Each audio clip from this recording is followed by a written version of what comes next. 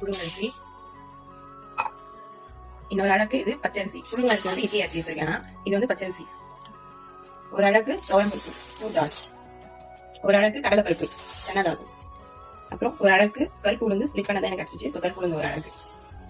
இதுல 2 spoon table spoon வந்து சோம்பு போட்டுக்காங்க. இதுல ஒரு 20 காஞ்சி மிளகா போட்டுருங்க.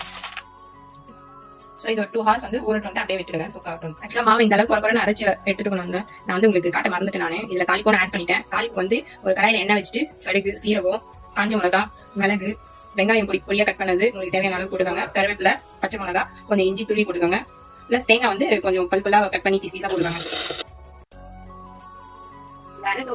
இதனால நம்ம கொஞ்சம் கனமா தான் இருக்கும். இது வெயிட்டா வந்துட்டு நம்ம நார்மல் செய்யணும். கொஞ்சம் கனமா ஊற்றினா இந்த சாப்பிட நல்லா இருக்கும்.